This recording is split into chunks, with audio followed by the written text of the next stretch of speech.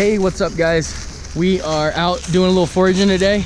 We're looking for the morel mushroom. It's super early for the morels to come out, but people have been finding some really small ones, some of the grays. We usually only target yellows because I think they taste better, and they're usually a lot bigger and easier to see for the kids and whatnot. But we're out here today just foraging, just trying to get outside. It's been warm the last couple days, and so it's just been a nice day.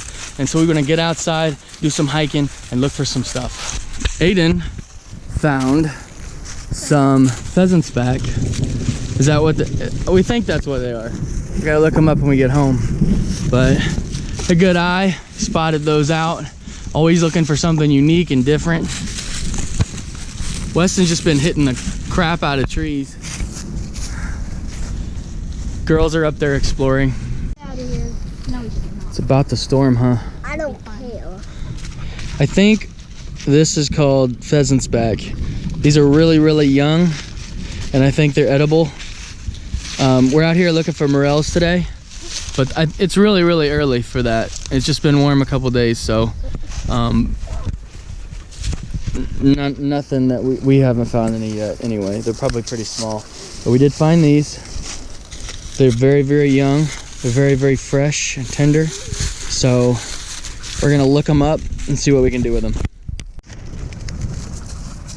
Common violet coming up, one of the first spring flowers. That's a telltale indicator that it is time. Time is getting near. Time is nigh for the morel mushroom. Bubba loves hiking, but he's about to find out what a storm is, because I think it's gonna rain on us real quick. So we're headed back to the truck. You see this plant here? I have some of it. Yeah, so the old timers used to use these as scouring pads. You know what a scouring pad is? No. They would take these things and they would put a whole bunch of them together like that. And you see how that's rough? Feel that? Yeah, and they would take like pans and stuff. They'd put a bunch of these together, so like how much like texture that has. It's rough surface. They would take pans and stuff and they would scrub them to get like grease and, you know, and the food off or whatever, to clean dishes and stuff. Yeah, they would clean all kinds of stuff, you know. That's why they call them like scouring reeds, because they would scour pots and pans. You use them as what? A flute. Yeah, maybe. They're hollow, huh? They're kind of like bamboo. You got a little thing in the middle.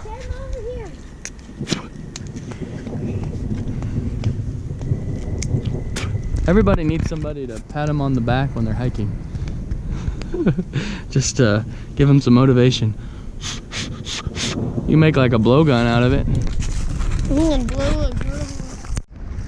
We got mayflowers just barely starting to come up. It's a real good sign, just another indicator. The time is nigh for morels. Oh, dude. That is huge. It's a rhino beetle. Oh, dude. Not cool, dog. You're not paying attention. Dude, it went and back in there. Yeah, it's like, nah, I don't like dogs. I'm not a dog person. I would touch it.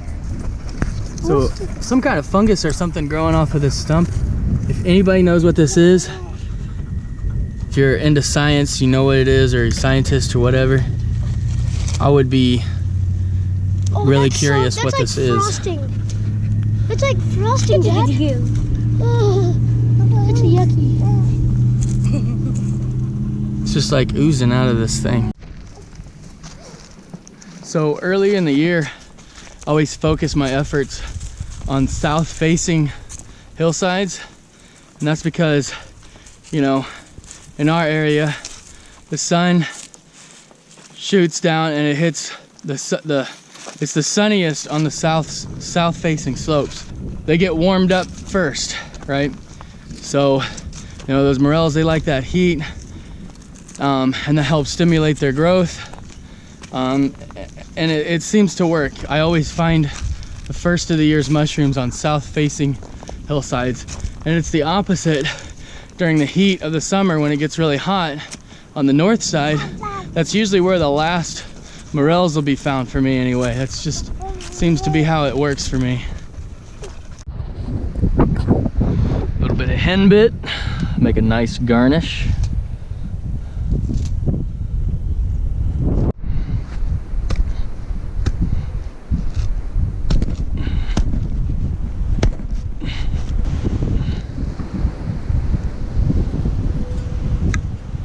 Wild onions here.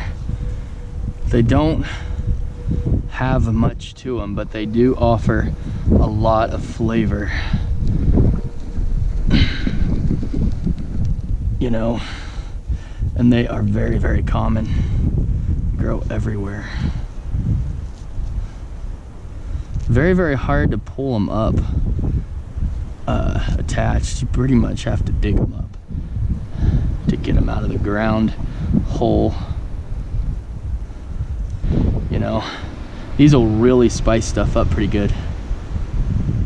So, as you can see, not huge bulbs, but when you get these cleaned up, they pack a lot of flavor. Hey, what's up guys? If you're wondering why I'm doing a voiceover, it's because my family's pretty loud. Instead of listening to my wife yelling at the kids and my kids fighting with each other, I thought I would just go this way with it. So anyway, I did a very simple recipe, which I like to do. This is the first time I've had Dryad saddle, and I don't like to get too crazy when this is the first time that I've had a mushroom, or any wild foods for that matter.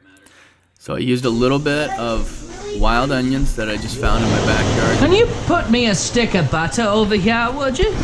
Would you kindly give me a stick of butter? A stick of butter, would you? Thank you very kindly. So as you can see, I just use a little bit of butter. You can use oil, olive oil, coconut oil, any kind of oil or fat that you choose to use. Really doesn't matter. Totally up to you. So anyway, I get that butter in there nice and melted, get the pan nice and hot. Then I'll throw in the onions and they'll start to caramelize.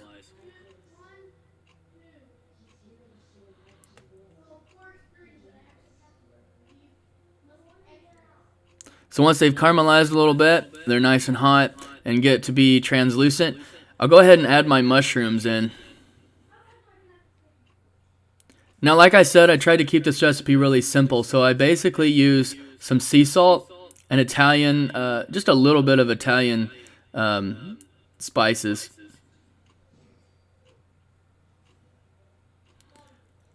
You can add a little bit of black pepper if you want to. They aren't the tastiest mushrooms that I've ever had, but they weren't too bad. And they grow everywhere. I'm always finding them all the time. And so they're extremely common. So in that respect, they're a good mushroom.